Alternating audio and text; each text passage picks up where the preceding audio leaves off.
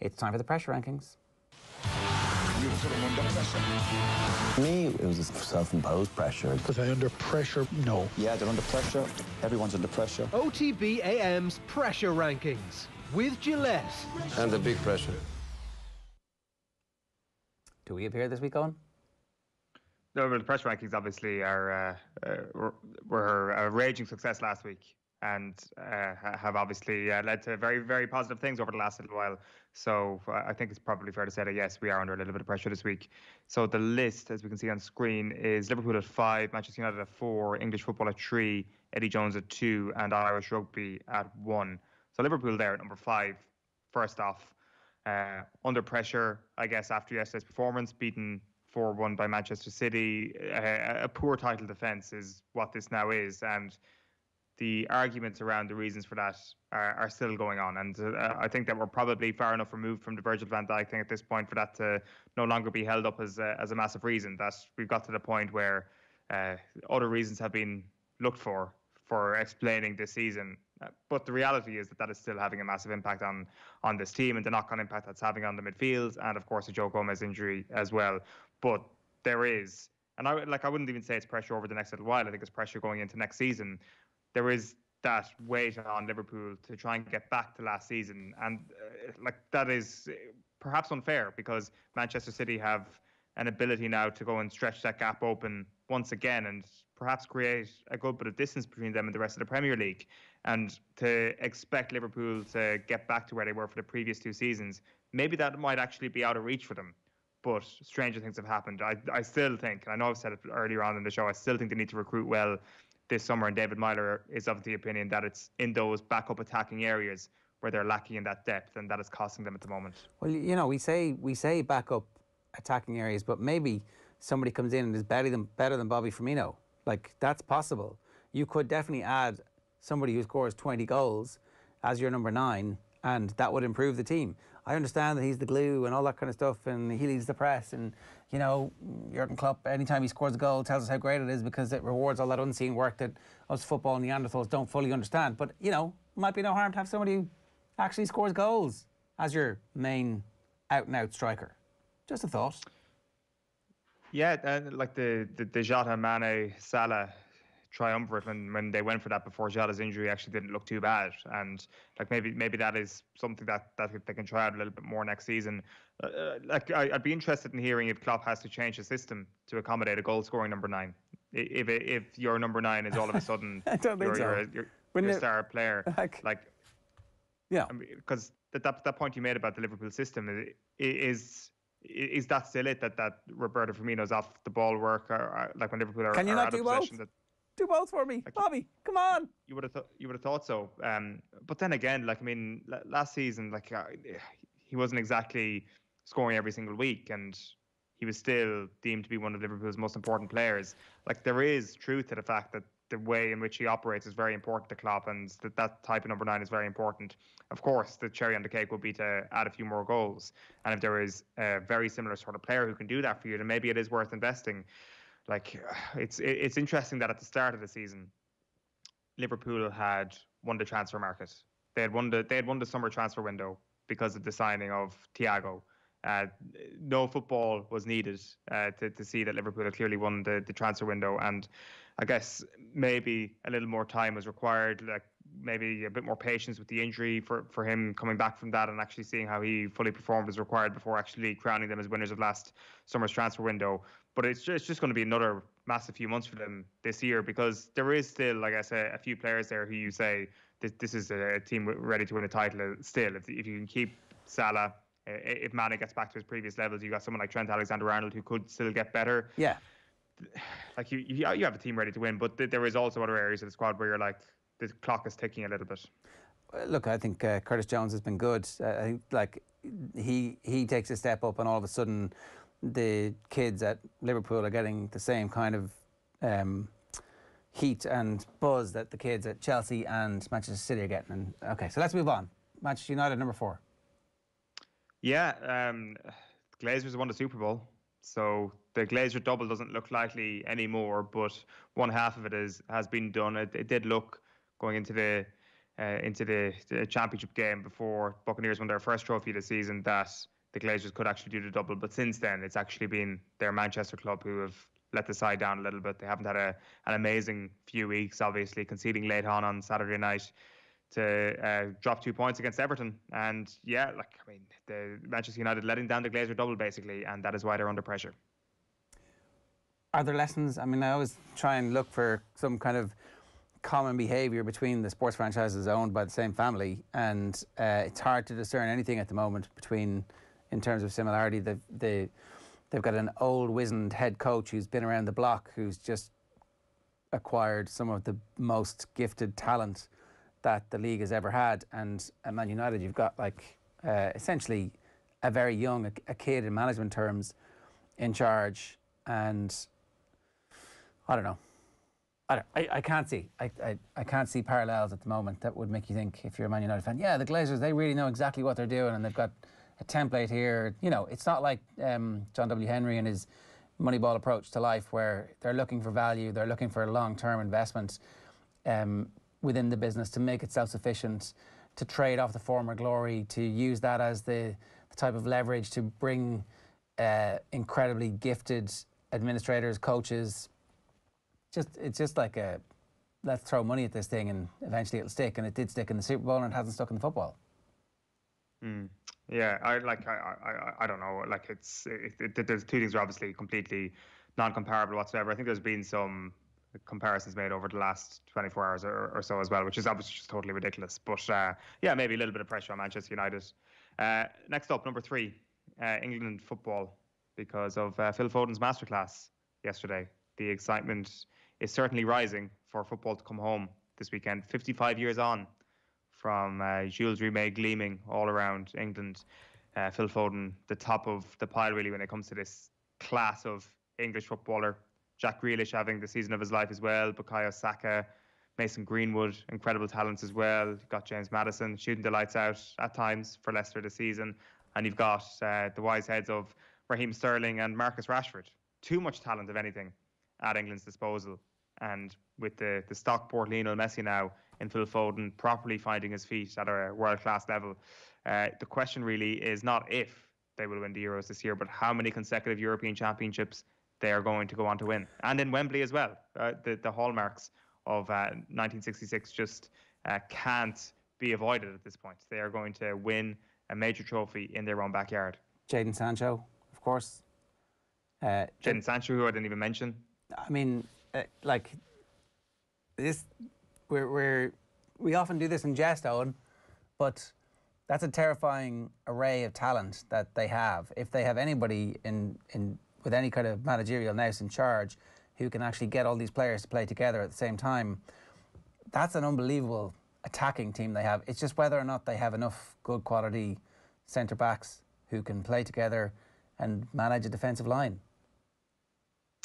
Yeah, I'm sure that England fans will have been very excited by John Stones' form this season. They might have had a little bit of an up and down experience watching Harry Maguire this season, but in goals you'll have someone like Nick Pope who's looked brilliant all season long, and there are different areas of they've got just countless fullbacks that it doesn't matter. You don't have to be concerned about how Trent Alexander-Arnold, for example, has been playing this season. That defensively they've got depth and they look good in every position. That I actually don't think that when this thing does eventually blow up in England's face this summer, that we will be looking back and saying, well, actually, was that team any good? I think we look back and be like, that team was absolutely star-studded, regardless of what happened. So it's either going to be massive regret, or it's going to be like, well, this team deserved to win the Euros. And that just is a huge amount of pressure on Gareth Southgate. This is vastly different, approach that he's going to have than the last World Cup. The last World Cup, we'd almost got into this routine of realising that England were always going to mess up in some way. And the squad actually just didn't look that good. Maybe it looked a little bit inexperienced going into the last World Cup. And then they kind of surprised everyone. And they almost got themselves to a World Cup final. And Gareth Southgate was brilliant at actually overachieving a little bit, it seemed, with that group of players. It's not an overachievement if they get to. Do you remember that team? Because that team, we were talking about it the other day, is a completely different team. The team that started against Croatia in the World Cup semi-final It had Harry Maguire, John Stones, Kyle Walker, Jordan Henderson, Dele Alli, Jesse Lingard, Ashley Young, Kieran Trippier, Harry Kane and Raheem Sterling. The team that they have at the moment is amazing.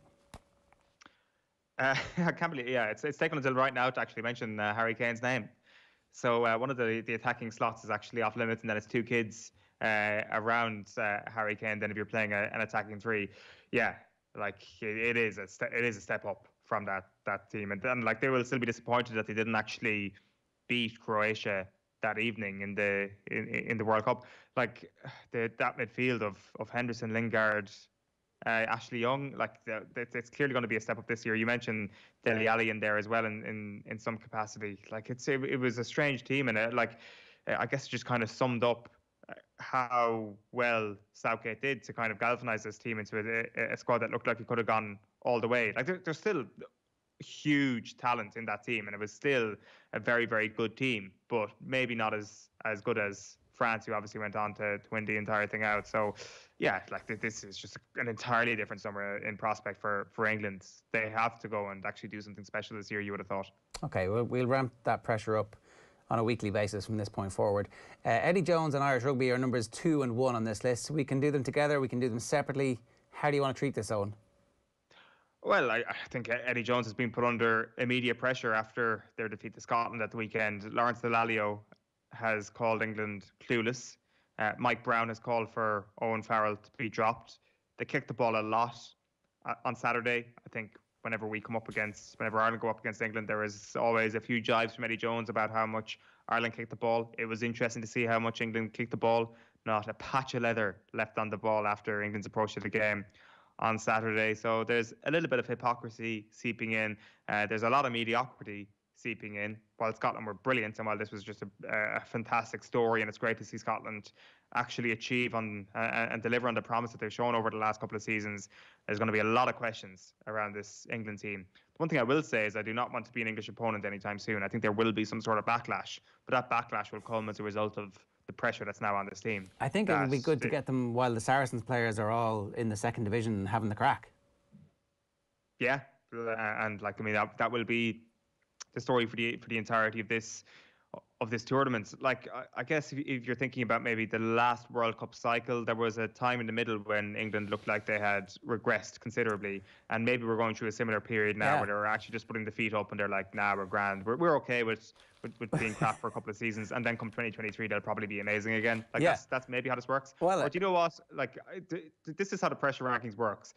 We've mildly slagged off England here, so what is going to happen is that this very clip is going to be circulated on England Online or whatever is the equivalent the week before they absolutely annihilate Ireland in this year's 16. They're not going to annihilate us this year. No, they're coming here. It's been oh, sorry, yes, it's not going to happen. Or just Dublin. Let's wait and see. Let's see. Maybe the Vinopolas can, get some conditioning into them. It's obviously only going to be Billy who's playing against us, but let's wait and see. I feel good about the England game. Just like I felt good about the Wales game. Then that brings us beautifully on to number 1, Irish Rugby under pressure. Like, I guess it would have been under more pressure maybe had we truly got ourselves ahead of ourselves last week. If you didn't like what you heard last week, then wait till you rewind the clock to how he sounded after their Grand Slam winning year of 2018. I think last week was all based on what Wales had shown in 2020 as much as anything else. So yeah, Irish Rugby like just under massive pressure after yesterday to actually put themselves down to 14 men. They actually responded to that situation on within the game pretty well, I would have thought. But then, I mean, what happened at the end was just a clear cracking under that pressure. So, yeah, Irish Rugby in a tough place. France is not the team you want to be playing this week. That is for sure. They looked unreal on Saturday afternoon. And the thing is, if it was France they come up against yesterday, and it was France who had 14 Irishmen to go up against, things could have been a hell of a lot worse.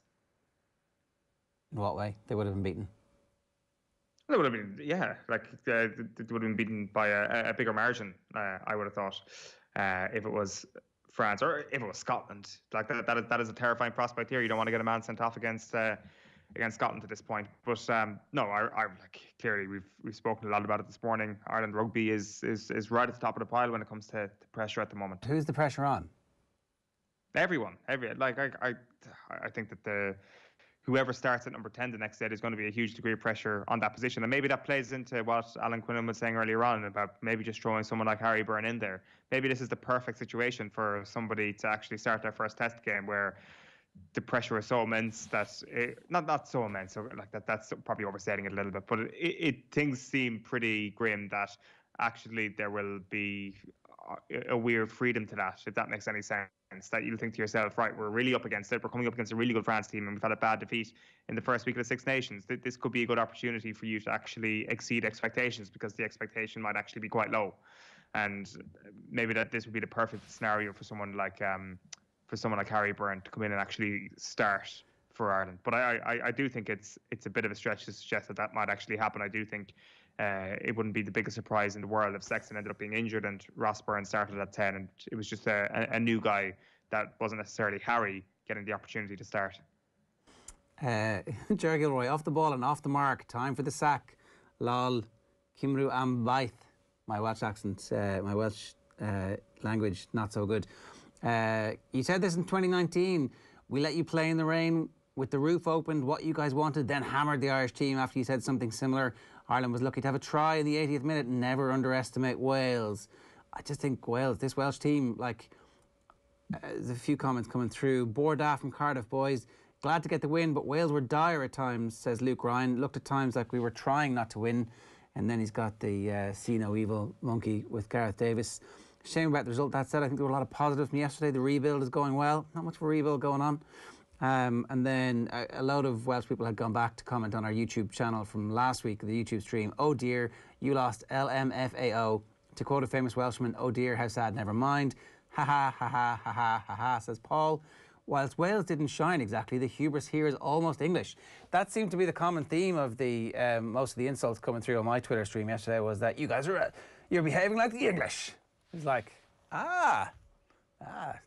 your true enemy has revealed itself, it turns out, Wales. So I don't know, maybe Wales are going to use that victory yesterday to kickstart an incredible slaloming run to a Grand Slam, and we'll have played our part.